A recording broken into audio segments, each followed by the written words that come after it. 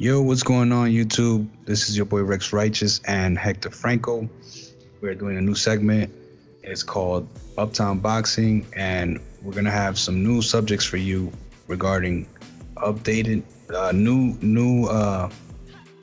new boxing news and anything that's going on in boxing and anything related to sports. For the most part, it's gonna be about boxing. But we have 3 topics for you guys, and I'm gonna try my best to upload them to different places. Hector's gonna promote them as well, and we're gonna try to make this a new theme here at least once a week. So yeah, absolutely. This is the new podcast for us. We're going to talk about a lot of different topics. We're going to be doing a lot of specialty episodes, like versus episodes on different topics, ranging from professional wrestling to hip hop, and all things boxing. So for today's episode, we're going to do a little bit of news stories that just populated this week. The first one I want to talk about is the possible return of the Golden Boy, Oscar De La Hoya, possibly coming back to boxing at the age of 47. 47? Wow. My initial thought was, why Oscar? What do you think about that, man? Oscar coming back at 47? I mean, do you think he'll actually take on anybody serious? And if he does, at what weight? Middleweight, 154? I don't think he's going to fight any welterweights, at least not at the welterweight limit. I think he'll probably fight at middleweight or a little bit higher than that. I think that would be a good idea. Yeah. The one thing about Oscar, though, is that he's been saying this kind of stuff for a long time. He's been saying that he's going to fight, or he's going to do this, or he's going to do that. He'll fight Triple G. He'll fight Floyd Mayweather.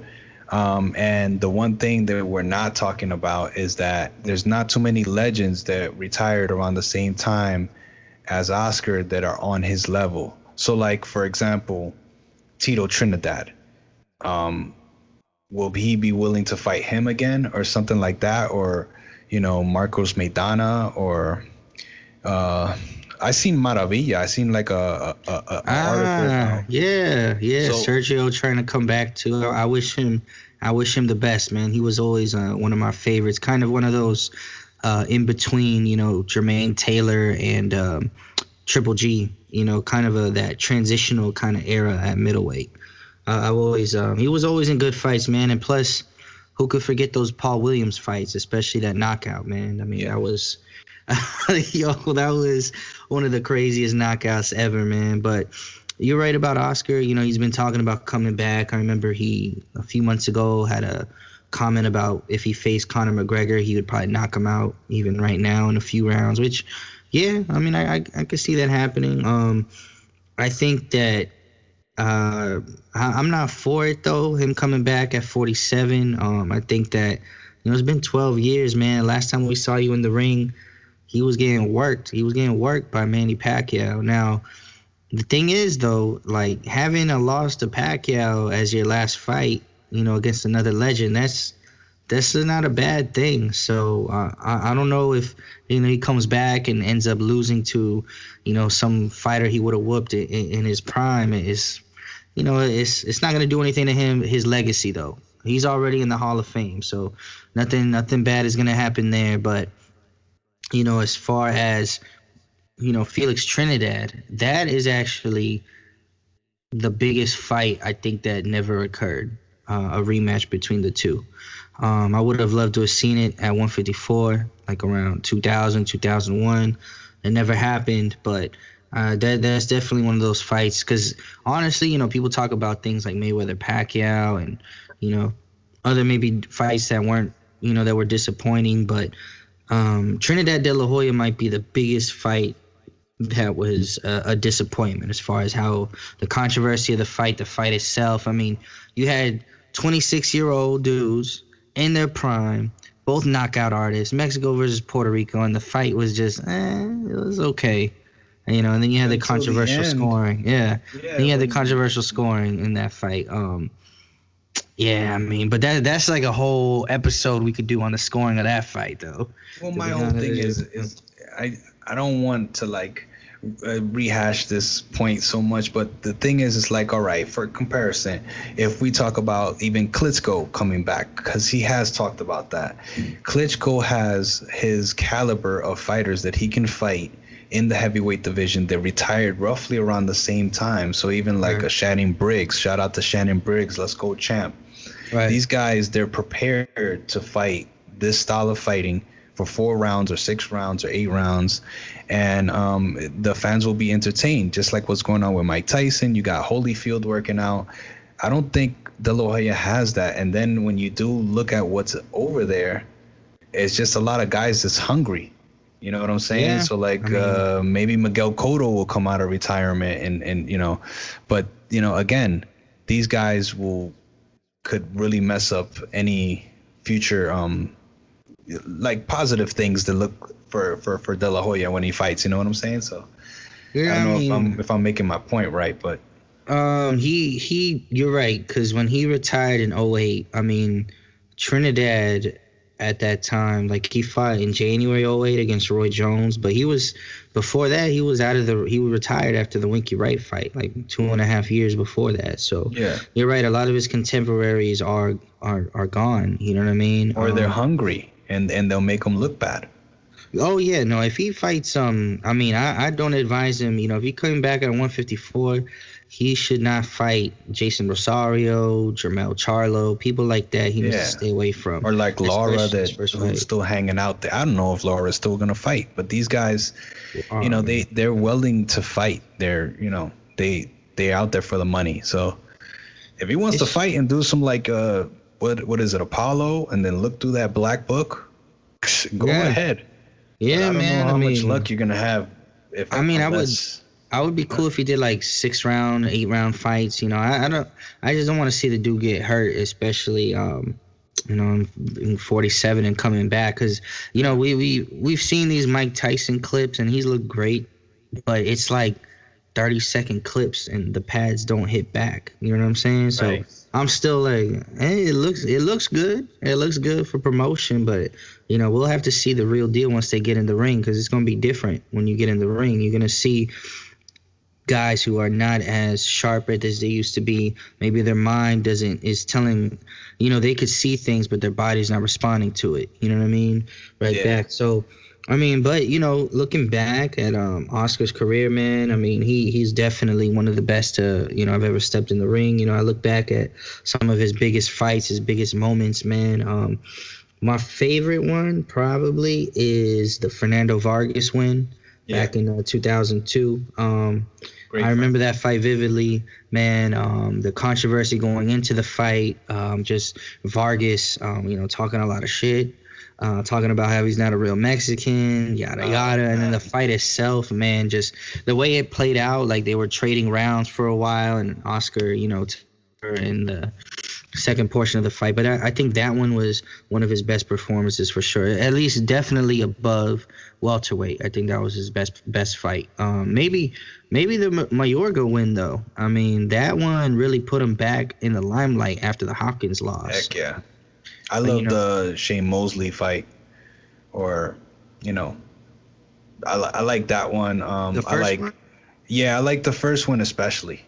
The first one is crazy, because I kind of feel like, even though the second one is the one that was controversial, where a lot of people thought Oscar won, the first fight, even though he lost, it sounds weird, but I kind of feel like he looked better in that fight. Like in the second one, he looked real timid to me. Like he was almost treating it like an amateur boxing fight, where he was just trying to score points. But the first fight, man, they really got down, man. Yeah, the really first fight, they looked like $1 million, both of them. Oh, they look like top tier Lamborghinis of that time. You know what I'm saying? So, you know what? Real random. But we were talking about Trinidad. Yo, who do you think would have won between Trinidad and Shane Mosley? Because you know they were gonna fight after Mosley fought Winky Wright the second time, and instead of just fighting Mosley anyway, he ended up fighting Winky Wright, which, you know, that didn't turn out to be a good move for Tito. But yeah, I mean, what do you think? How do you think he would have done against Mosley if they fought like in their primes, or I guess a little bit after their prime in like '05? I would say if it was in their primes, I think the difference between a fighter of now and back then is that Tito would have a game plan. He would have an incredible game plan. That's what's one thing that you do. Like I notice about watching like old HBO fights and Showtime fights is that those dudes had game plans, and it was like Right. something that they worked on for months. You know what I'm saying? And these guys now they do have some, but then it's more or less the same stuff that they always do. And I think Right. Tito will come in with a game plan, but I still think that at the end Shane would get like a knockout at the end of the fight if they're in their primes. Now if they're at the end or like a little bit closer, like or I should say after their prime, I would say Tito would beat Shane. So it's actually a toss up for me. Yeah, that's what pretty much it sounds like. See, that's one of those I wish would have happened, man. That would have been. I think at the end of the day, I think that would have been a real exciting fight, for sure. And very close. Yeah. Yeah, I could see that, man. I mean, I think Trinidad would definitely want to keep the fight at a distance, kind of use his jab and circle him to He try to has keep great him moving. footwork, so Yeah. he would know what to do. And Shane would have the advantage with hand speed for sure. I think one fight where, because sometimes it's easy to look at a fight where a fighter lost to see, like, to put a game plan together, you know. But sometimes you can look at fights that a guy won. So the David Reed fight back when Trinidad first moved up to 154, David Reed was an Olympic gold medalist. He was only had about 14 fights, but he was a world champion. So it's kind of one of those situations where the promoters probably should have held him back, but you know, he was a world champ, you know what I mean? So it's kind of like, well, Yeah. But he, in the first half of the fight, before the 7th round, he knocked Trinidad down, and you could see the difference in hand speed and that in exchanges that was bothering Trinidad. But he, as you stated, he kept with the game plan, and eventually the fight worked out in his favor. But you know, Shane, man, in his prime, he had, you know, some of the fastest hands in the sport. So I could definitely see him being able to hurt Trinidad. I don't know if he would have stopped him, but it's possible. I mean, Trinidad's he's been knocked down a lot, but he's never been like knocked out. Like even the Hopkins one, you know, he got knocked down and then he got punched and technically pushed down by Hopkins, and then his dad came in and put a stop to the fight. So we would see. That's definitely one I would have loved to see. Another one, going back to Oscar, man, that a lot of is controversial, but I still think it's one of his best fights, even if you think he lost, was against Ike Corte. Back in February 1999 for the WBC welterweight title. Yeah, great fight, memorable ending. Crazy 6th round where they both knocked each other down. That was definitely Oscar in his prime at welterweight, man. It's crazy to look back at Oscar's resume, man. And you look at all the guys that he fought. He really didn't miss anybody. I mean, the only guys he really didn't fight, and you could criticize anybody with this, you know. You're not gonna get to everybody. You're not gonna get to everybody. That's kind of what I bring up with a lot of fighters. But go ahead. I'm sorry. Yeah, you know, like Vernon Forrest, maybe I guess Winky Wright, but hey, man, look at all the guys he's fought, though. I mean, so I don't think you could hold anything against him. I will just say, if he comes back, and I hope that he takes it slow, maybe fights exhibition bouts first, see how his legs feel, and then move on from there. Maybe 6-rounders, 8-rounders, 10-round fights, you know, stuff like that, man. But you know, if he comes back and immediately steps in the ring with like Jermell Charlo, is that what's rumored right now? I mean, I'm just throwing his name out there because if he were to come back to fight for a title, and he wanted to do it at 154, which I think for him, he might feel like right now would be his most comfortable weight. Maybe or you know what? Actually, my bad. Why can't you do Canelo weight? You know, yeah, you're right. Triple G. 165. Yeah, that's true. Yes, that's a great point, actually. He could fight super middleweight dude, have him come down a little bit, or maybe... I mean, it would be weird. We're going to be talking about in a few with Canelo because he's got that going on. Right, that's true. It's funny. Somebody brought this up on Twitter. Canelo fighting De La Hoya, as you know how they always have their little spats online and shit. Right. So, but no, I don't think that would ever happen. And plus, Canelo That would probably not end good. Nah. Yeah. Because the thing is, yeah. a lot of people, they don't understand. Like, there's so many guys that are still young. So like Tyson Fury, he just turned 30. Right? I know, that's crazy. And we look at these guys and we think that they've been around for so long that maybe they're 35 or maybe they're 36. Like Canelo is not even 30 from what I remember. Yeah, man. He's not even 30. He's been fighting since he was 15, which is crazy too. Yeah. But, Yeah, man. I mean, you know what? And speaking of Canelo, man, so it was announced this week.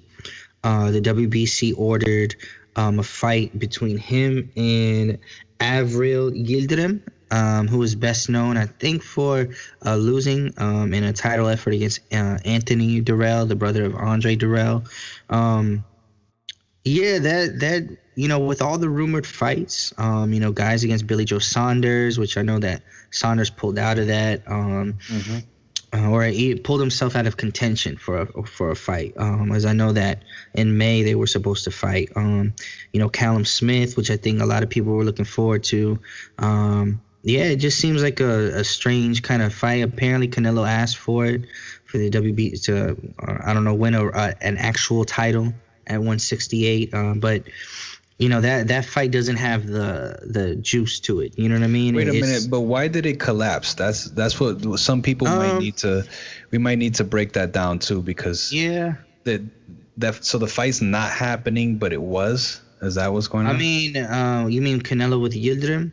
It was ordered by the WBC, but apparently, according to BoxingScene.com, writer Keith Idec first reported apparently DAZN turned down that fight, which I think I could see from their perspective why they would do that. I mean, for me personally, I don't have DAZN because I had it when it first came out for $9.99 a month, and I had it for months without when there was no boxing content, and after a while, I just did not renew my subscription, and now it's like $20 a month, and it's like I don't know how worth it is, unless you really cover the sport completely.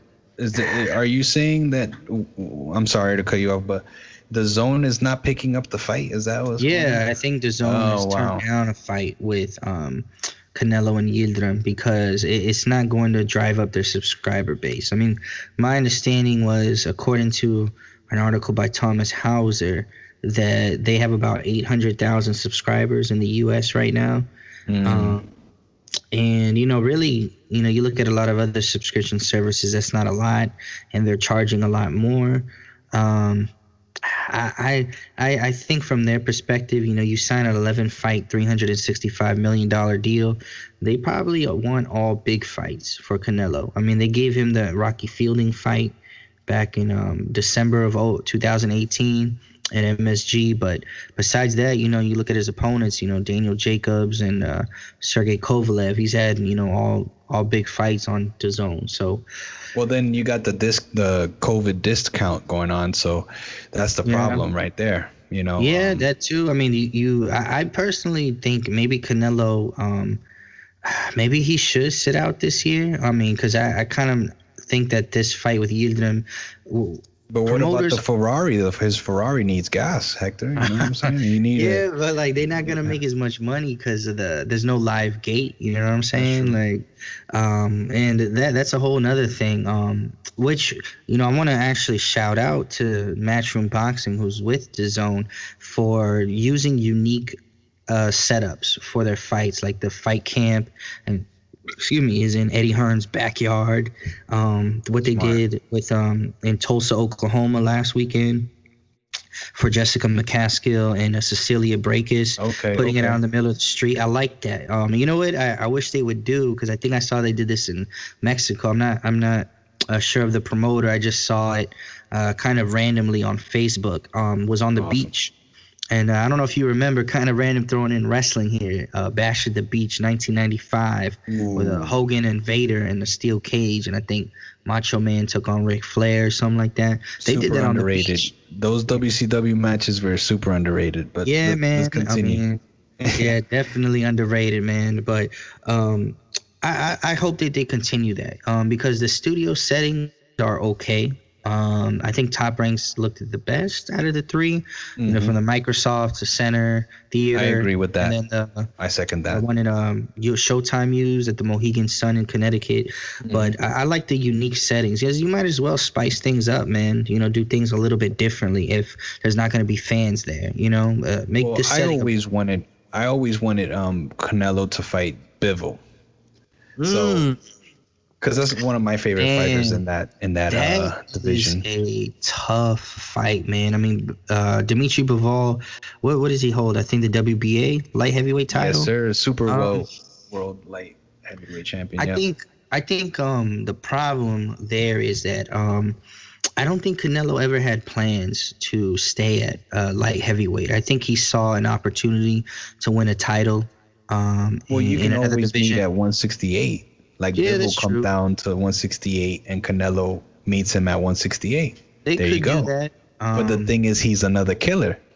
That's true. And you know the excuses will be there. It'll be kind of like that Andre Ward, Chad Dawson situation, right? Where you know he beat the light heavyweight champ, but he beat him at 168. So that people will come up with excuses about people being weight trained already, even if they aren't necessarily weight trained. You know, especially with the internet and all this stuff going on, most of the people that will be talking are hardcores.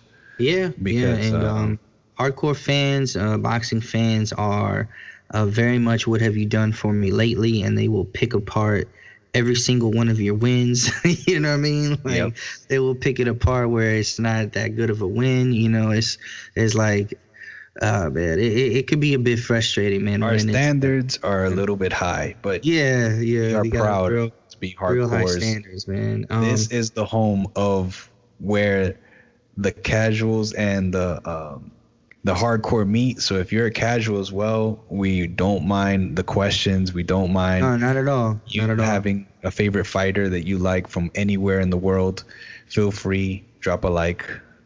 So if you could have Canelo fight anybody, it would be Bivol? No. I actually I'm happy with whatever he decides. Because the thing is with the whole discount, the whole COVID thing going on, I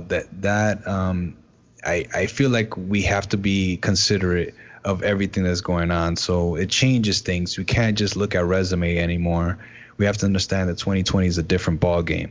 But I like all the selection, like what you mentioned, Callum Smith, Caleb Plant. I don't know if that's even possible. Right. Yeah, it's unlikely.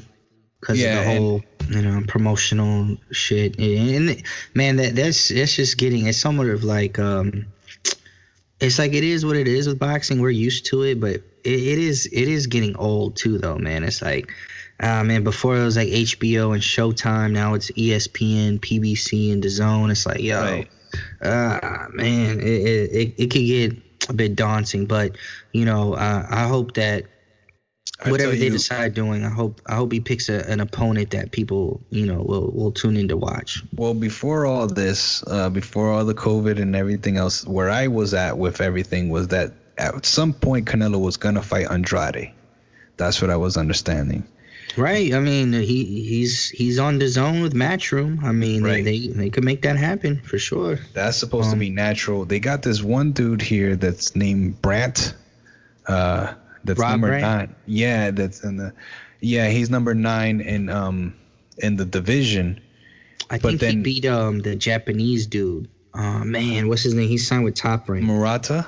Yeah, I think he beat him. Like they had 2 fights, and he beat Murata the first time, and then Murata beat him in a rematch or something like that. That's why I'm bringing up the name, because I feel like these guys, they deserve that look, But of course, that's if we're talking about 160. And then things have changed because this guy went up to 175 and fought Kovalev. So now all this skipping and jumping it's not the same when you got something that like the pandemic going on. I don't want to keep ranting on about that, but damn, things change. You don't have a live gate now. It's switch up. But I will tell you one name that I think people will get up off their ass for is Gennady Golovkin. Yeah, I mean, if you fight Gennady Golovkin, who has the IBF title. Yeah, I mean, the Golovkin, the thing is, I think that people are, I mean, listen, their first two fights were great, both Fight of the Year contenders. They both made a lot of money at the live gate and pay-per-view. I think the third fight, though, I think people are going to want to see how Golovkin looks first because, me personally, I thought Triple G won both fights. The second fight, of course, was probably the one to me that should have been a call to draw. But like, I think any of them were to draw. Fight. The second fight was beautiful. Oh yeah, both fights are beautiful. It was better than the first one for sure. The second fight. They're both great fights. But I think Triple G is, people think because of the Derevchenko fight that he's not the same fighter. Mm-hmm. He might have been. So Canelo this time will be the heavy favorite coming into a third fight. But, we've seen that before. Barrera Morales is one of the best examples where by the third fight, Barrera had come off a loss to Pacquiao, one-sided. Morales was coming off a good streak of wins against Carlos Hernandez and Jesus Chavez at 130. And so I see where you're going. Morales was the big favorite against Barrera in their third fight. And, hey, that was another fight of the year, and Barrera ended up winning. So it is possible, man. I mean, Triple G could do that. But the thing with Triple G is that he's 38 now, or 37, I think, 38, 37. And then Canelo, he's not 30 or not even 29. Just off of names, I think people would buy it. But, yeah, for sure. You also, if you want to go Mexico, you could go Jamie Mungua. Yeah, I mean, if anything, that would be a fun fight for however long it lasted. It'll probably, looking at it, I think it might end up being on some James Kirkland Canelo kind of fight, to be honest. Yeah. Well, he's undefeated though, Jamie. Yeah, he's undefeated. But he does need a little bit of more experience. Somebody like Hogan, or I don't know. I mean, he that fight. From what I understand, a lot of people did not like the outcome, but he still has 35 wins and 0 losses. Right, true. So, there's that, but it could be good, man. I mean, if I could pick an opponent for Canelo, it would probably be Andrade. Although, to be honest, I think Charlo and Andrade should have fought. Jermell Charlo. Anything on Eubank? You got anything on Eubank? Chris Eubank Jr. No, I haven't. I mean, has he? I know this year he might not have been active, obviously, but the last I remember of him was in the super middleweight Super 6. I forgot who he lost to. I think he might have lost to George Groves. But no, I mean, is he scheduled to come back or anything like that? No, I haven't heard anything. I'm just dropping names. Well, we're gonna move down a little bit in weight, and we're gonna look at what I think will be the biggest fight. Well, one of the two biggest fights of the fall season in boxing, probably the rest of the year. Errol Spence Jr. will make his return on Fox pay-per-view on November 21st to defend his IBF and WBC welterweight titles against Danny Garcia of Philadelphia, former unified junior welterweight champion and a former WBC welterweight champion. My first thoughts here, shout out to Spence and his team for taking on an opponent like Danny Garcia in their first fight back after the car accident last October. But, I mean, what are your thoughts on that fight? Who do you got? I think it's a close fight. I mean, originally I thought it would be more on the Spence, edge.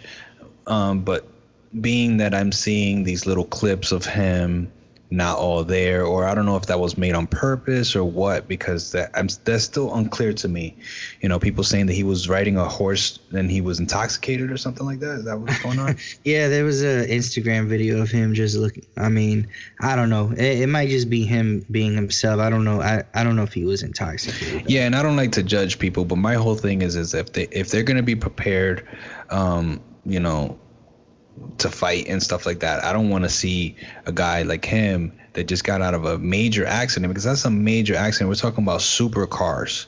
Yeah, You know, man. they're not talking about a Corolla. We're not talking about some van that you picked up from grandma or whatever. That's a supercar.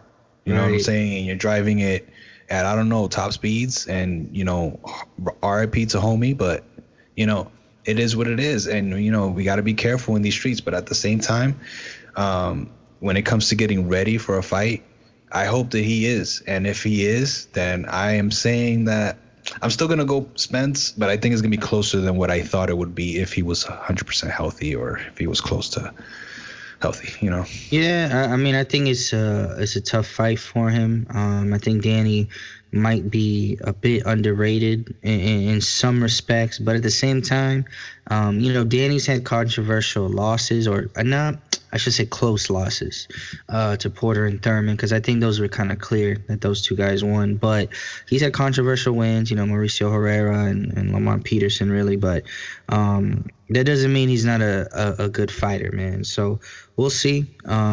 I'm looking forward to it, man. I want to see how Spence looks, how he's going to handle taking the power of Danny Garcia, who, say what you want, has one of the best punches in the sport, his left hook. Whenever he lands that, it does damage. 100% facts. I also want to see Danny not be, you know, real timid, man. I want to listen. One of the reasons why some people don't throw punches is because they don't feel like they're in the right range to throw punches. But Danny, sometimes I feel like, especially in the Thurman fight, just, you know, he didn't throw enough punches, man, to really. So you don't like the flat foot style that he. Nah, I think he really needs to let his hands go more, man, because in close rounds you can outwork him. And that's what Porter did in several rounds, man, where it was like a really close round and you might have edged it to Porter because he threw a lot more punches in those rounds. Right. It was the busier fighter. Yeah, but then if you look at Porter's style also, he gasses out at the end. So he can. Well, there's one thing, you know, you can be on the offense or you could be a punching bag like Danny is sometimes. And I like Danny, but sometimes he's a punching bag. Yeah, I like Danny. And I agree with you that he should let his hand go. He needs to. I think he needs to be more consistent with a jab or a 1-2. Oh yeah, and he doesn't show that. And I'm not trying to act like I'm a boxer or anything, but we've been watching you, man. We've been watching you for 30 fights, and you're one of our favorite fighters. Like, I like Danny too. Yeah, I mean, Danny's usually in solid fights too. I mean, and he always gives it, you know, his all. So, you know, no shade towards him. It's just, you know, some strategy that he needs to come up with. And guess what? Using a jab, that's probably what everybody should do. Either way, you know what I'm saying? So, it is something that I hope that. One thing I kind of want to look at though is, does the PBC have a contingency plan for this fight? What I mean by that is, what if Danny or Errol test positive for COVID? I mean, and it happens the week of the fight. We got to have somebody, you know, who's ready to step up for that, because if not, you're talking about pay-per-view, so you're talking about a lot of marketing, advertisement, right? So people will buy it. And then if there's not going to be fans there, that's where all the money is going to be coming from, or a large majority of the money, you know? Just off of you saying it, it just makes me think of one of those guns that have only one bullet in it and you can only shoot it one time, like back in the days, you know, like 1912. Yeah, exactly. The golden gun, son. Yeah. 007 GoldenEye. I love it, man. Yeah, man. But that's what that makes me think of, because basically, if all fails, what do they have really? Like, you can't take back that money that you use for promotion, because you're gonna have to promote it a different way. You know, you're gonna have to cover all grounds, whether it's Twitter, Instagram, Facebook, which is flooded with stuff right now because everybody's online. So I don't know. Yeah, I mean, it's gonna be difficult to do that. I mean, I think somebody like Yordenis Ugas would have been a great. I think he has a fight within the next few weeks though, because I know Sean Porter, like a few weeks ago when Jamal James fought Thomas Dulorme for the shout out to Team WBA Thomas title. as well. Yeah, and man, it's like, you know what? I bring that up, but the WBA just be pissing me off with that. Cause now they got interim belts. They got super regular. Now they got interim now, man. Like, yo, they need to I need did to not chill. know about that. Yes. Jamal James is now the interim WBA welterweight champion. I don't know if that means he's gonna be in line to fight Pacquiao, but Ugas apparently, now I forgot who his opponent was. Oh, he's number one. Yeah, Ugas is So gonna now fight I for see the why you're. regular WBA Okay. belt, and it's like, Got what? you. What the hell? You got 3 WBA welterweight champions under PBC, like. Yeah, I'm looking at it right here, and I can see Mikey Garcia is number 3 as well. That's, by the way, who I think, if Manny does come back, who I think he should fight. But we'll see if that actually happens. Once again, they're might have to come up with some kind of special event for a Pacquiao fight, since there's not going to be fans at the event, or at least not a lot of fans if they do it in the U.S. Well, my thing is, I always wanted to see these guys fight on the same card, like back in the days. But I mean, I know you can't have, 2 welterweight fights on the same night, because most times these guys are have contradicting schedules. But either way, like, it would still be beneficial to all parties. Like, basically, if you had Sean Porter versus Manny Pacquiao, and Danny Garcia versus Errol Spence. Just do it, you know what I'm saying? Yeah, man, that would be. They have the platform to do that, where they could do like a welterweight tournament for a pay-per-view, and if they charge like $100 for, like, imagine Spence Garcia, Porter Pacquiao, then like Jamal James Ugas or something like that. You know what I mean? Like, they could totally do. Although Ugas already has a win over Jamal James, so. And then like Amir Khan versus Mikey Garcia or something like that. Something like that. I mean, man, that's crazy. Amir Khan, every time he comes back, he gets a big fight somehow, man. Amir Khan, the smartest branding ever. Hilarious, man. And people still want to watch him. Yeah, to me, it's a bit strange, because it's not like. This year, of course, he's not active, but before that, he wasn't really active either. And it seems like he's just waiting around for a big fight, like Canelo. And there's that whole conversation about him starting his own MMA. Stuff. Right. I mean, I don't think he should do that. For him, I don't think he should get in the octagon. Yeah, I mean, it is what it is with that, but. Last topic here, we're going to stick with the welterweight division. So we're going to look at a former. And we will be putting timestamps for these topics. Okay, good. Like I said, this is where the casuals and the hardcores meet. We're not going to be messy over here. We're going to make sure that everybody knows where to go and what to do. But again, leave a like, share. Let's go. Earlier this week, Keith Thurman called out the WBO welterweight champion, Terrence Crawford. To quote here, I guess he was on the Last Round podcast on Instagram. I'm going to read out the quote here. I believe this should be the exact quote. "Send the contract. Let me sign it live on IG. Don't act like I'm going to run from you. You never got respect at 147 pounds. You ain't touched Porter, Thurman, Garcia, Spence." So, 2 things here. He's calling out Crawford. Second thing is that he's downplaying Crawford's resume at welterweight. And he's also downplaying Pacquiao, because he didn't mention Pacquiao in that little that little tidbit. No, he didn't. He didn't. He should be talking about that too. I mean, he definitely wants the Manny rematch. He's been putting it out there a lot, talking about a lot of things about how he wishes some of the biggest things he wishes would be different were his weight management in 2019 apparently. But first, I think this would be a great fight if it could actually take place between Crawford and Thurman. I think Keith has been, because he's been so inactive, he's kind of almost underrated now. Like, people think that any one of these top welterweights would defeat him, and I don't think that's necessarily the case. I think Keith would be far and away Crawford's best opponent he has fought. If you look at lightweight, guys like Gamboa, Ray Beltran, John Molina, Yuriokis Gamboa, and then at 140, Ndongo, Victor Postal, and then at welterweight, he's Jeff Horn, Jose Benavidez, I forgot the dude. I can't even pronounce the guy's name who he last fought, but he got a stoppage there. It's like Kavalauskas, I believe his last name is. Okay. And then before that, Amir Khan. I mean, he stopped everybody at welterweight. He did what so he shout was out to supposed Crawford. to do. But I mean, they could definitely talk a lot of trash. I think the fight would be great promotion. And I want to see it for one main reason, so we can see that besides Fury Wilder, that these dudes at top rank and the PBC are willing to work with each other, with their welterweights, not just in the heavyweight division. But who would you favor if that fight were to actually go down? I would favor Crawford more because of the skill that Crawford carries into the ring. He's a gym rat.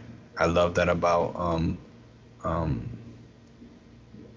Crawford, but so is Keith Thurman. So, I think it would be a really close fight, but then again, I think this comes down to game plan, and I think that Crawford would have the better game plan. He would have more options. He knows how to knock out people, and he still has been doing it. He has been doing it for a while. It never stopped. He's never stopped doing it like Keith Thurman used to, and now he has stopped. He's not doing it anymore, and actually now he's getting dropped, like he did by Pacquiao. So this, to me, that it shows a weakness in that quote when he mentions that he's fought Porter and that he fought Danny Garcia and all these people, but then he doesn't mention Pacquiao. That bothers me because it makes me think that he looks at Pacquiao like he should be fighting him again rather than it being a lesson. Now, if you ask me when it comes to Pacquiao and Keith Thurman in a rematch, I said this when it happened. I said it after it happened. If there was a rematch, Thurman would probably edge Pacquiao.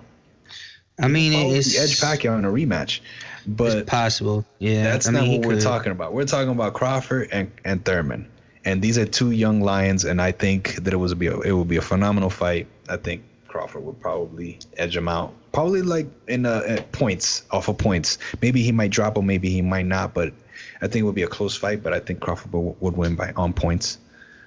Yeah, I mean, I could see Crawford definitely winning on points. I think we've seen both guys on big stages. Thurman on a bigger stage because he fought Pacquiao, on pay-per-view in Las Vegas in a packed house. He's done it. Yeah, so in that first fight with Pacquiao, I saw that fight back kind of like as a 1-year anniversary. I watched it again. I pretty much had it the same. There were a couple rounds that I feel like I marked down that I could have gave to Keith, but I didn't. I had Pacquiao winning like 8-4, 7-5, because mainly the big difference there was I gave Manny the first 5 rounds. And however, I think the third or fourth, I think, could have been scored for Keith, though. But I gave it to Pacquiao those rounds. I'll just say this. Keith, to me, in that fight, had the wrong game plan. It seemed to me that he was more reacting to Pacquiao. And he did make adjustments, though, especially because I think his best round was the 6th round and the 9th round, I think, looking back on it. I think maybe the 7th too. I think I might have gave him that round. But then, he just lost, I felt, the 8th, 10th, and 12th rounds. But the 12th round was definitely close. And the 8th was close too, actually. So a lot of close rounds. Good fight. Yeah, that's another thing. That's a damn good fight. I wrote an article about this called Revisionist History for Pacquiao Thurman, and just shout out to back Front Proof Boxing. Yeah. Shout out. Check out any of my work at frontproofmedia.com and on Front Proof Media on Instagram, Twitter, Facebook, all of that. But with Thurman, though, I think that there's a mental block there where he keeps bringing up, in that quotes that I got for that was that he felt like he didn't manage his weight correctly for his fights in 2019 against Josecito Lopez and against Manny Pacquiao. And for somebody who was there during training camp for Thurman and during media days and at the St. Pete Boxing Club, he was saying things like he thought Josecito Lopez was a good tune-up for Pacquiao. They fight similarly, and it's like, when you say things like that, it's like, well, I mean, I guess they both come forward, but Josecito Lopez and Pacquiao don't fight the same. But no, I think that the PBC side, I think they respect Pacquiao, but there's a lot of bias there with a lot of fighters. So let me give you an example. Going back to 2016, I was at the Barclays Center for Errol Spence against Chris Algieri. If you don't know, we're there as media, right? Yeah, I was there as media, yeah, for Front Proof Media. And Spence, and Spence, he did. That was one of Spence's best performances. He dominated Algieri, stopped him, got him out of there, and there was a lot of comparisons there between him and Pacquiao, because Pacquiao went the distance with Algieri. And in fact, the week before, Pacquiao had beaten Bradley for the third time, or I guess technically the second time. But I remember Derek James and Spence saying, well, that we don't even think Pacquiao's even a skilled fighter. We want to take on an actual skilled fighter, kind of downplaying him. So I think a lot of guys in the PBC, for whatever reason, and maybe, technically it's just two people, but, a lot of the other people they're working for the PBC, I noticed were kind of falling in line with that kind of thinking too. And so to me, I kind of see with Thurman, maybe he could be underestimating Crawford. And we've seen Crawford execute game plans to perfection. You look at the Victor Postol fight. He didn't, go in there and try to, get over anxious even when he knocked down Postol. So that's one of the reasons why I would favor Crawford. I just think mentally, I think that he is able to execute a game plan better than Keith. Yeah, another thing I want to add, and I don't want to ramble too much about that fight because we all have our opinions. So I hope you guys could leave your comments. Let us know what you guys think as well. But also, like, going back to like Crawford and whatnot, he's like in his prime, like right now. Like his prime is almost about to close in the next 5 years. Is what I'm seeing. Yeah, he's 32. He's 32. Yeah, so like just being honest. So obviously, he's an athlete. You never know. There's miracles. Things happen, and people show incredible skill even at the age of 35 and 37, stuff like that. But still, being that he is in his prime right now, I feel like he wants to showcase even more. So Thurman is also in his prime as well. So that's what I think. What I think is going to happen is going to be a better fight because of it. So yeah, I mean, we're all going to win. At the end of the day, what I can say about Keith is there's only been one fight where people actually booed in the arena, and that was against Leonard Bundu. Every one of his fights have been really entertaining. The Sean Porter fight is a classic. Even the Pacquiao fight, at least to me, that's a classic for sure. Yeah, and there's going to be an incredible build-up for both if that fight were to happen. Yeah. The build-up will be phenomenal. I think the build-up for Danny Garcia as well versus Spence, because then you got Angel Garcia post-COVID versus Spence. Yeah, man, I can't wait. Who knows what could happen there? So, like, both build-ups will be incredible. Yeah, man, the welterweight division is definitely, the one that I think gets hardcore fans the most excited right now because it's the best mix of skill level. I think because the guys, the guys in the lower weight classes, to me, I think, shout out to Tyson Fury. I think they all have they are able to display a higher skill level, I think, of boxing in total. No longer around. Right. And also you get more fast-paced fights too. Lots of punches thrown, just like, the little guys at super flyweight, guys like Chocolatito and stuff. So you get a good mix of that. And I think shout out to the monster. You know what? He is actually, now it's personal preference with me on this, but he's my number one pound for pound fighter right now. He's an incredible fighter. Yeah, I can't wait to see him back in the ring. His precision, when I would love to see, it's incredible how skilled he is. But somebody like Virgil Ortiz, shout out to him, another dude at welterweight who's coming up. If he were as sharp as Inoue, Yo, he might be ready for the top welterweights like right now. I don't think he is now. I think he's ready for like the top 10 dudes. But not the elite guys at welterweight. At least I wouldn't do it. But hey, do what you do, Golden Boy. I just think that Inoue is one of the sharpest punchers in the game, man. For sure, and his precision is beautiful. Quick note for when it comes to Inoue, he just signed a fight with Jason Maloney. That's right. And he's planned for November. So that's not one of our segments right now, but that's just a quick note for everybody. Yeah, he's gonna be fighting. I mean, he was set to take on that Casemiro cat, John Riel Casemiro, in a unification bout at 118. But that didn't go through. COVID, put a stop to that. But Jason Maloney's a solid fighter, but that's another one of those where it's like, you never know. You got to fight. To quote Larry Merchant, fights aren't won on paper; they're won in the ring.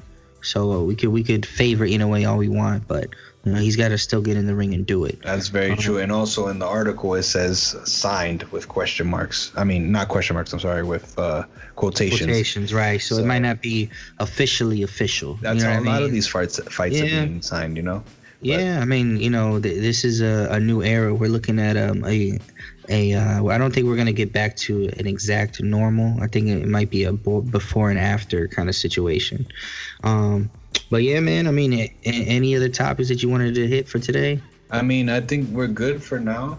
I want the viewers to understand that I want to be able to provide for you guys as much clarity as possible on scheduling, whether it's with timestamps or whether it's the subjects and stuff like that. We want to make this for you guys as well.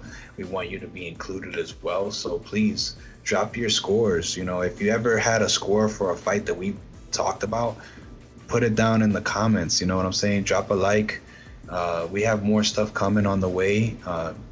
Do you want to close it out at all, Hector? Yeah, I mean, any questions you guys have for us, you could reach me at Mr. Hector_Franco on Twitter. I also go Hectorgram on Instagram and just Hector Franco on Facebook. You could also reach out to me at Front Proof Media on Instagram, Twitter, or Facebook as well.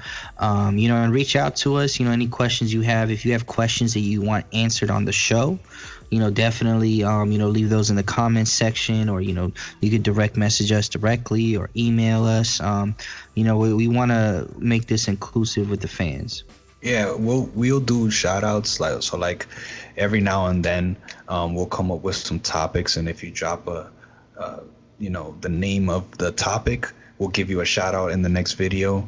Right now we're not doing that, but for the next one, we want to see how many people are viewing and commenting, so like that we can start to incorporate everyone in the conversation, because we're not the type that's just gonna have a conversation between us two and not incorporate everybody else that's listening and viewing. So we want people to understand that.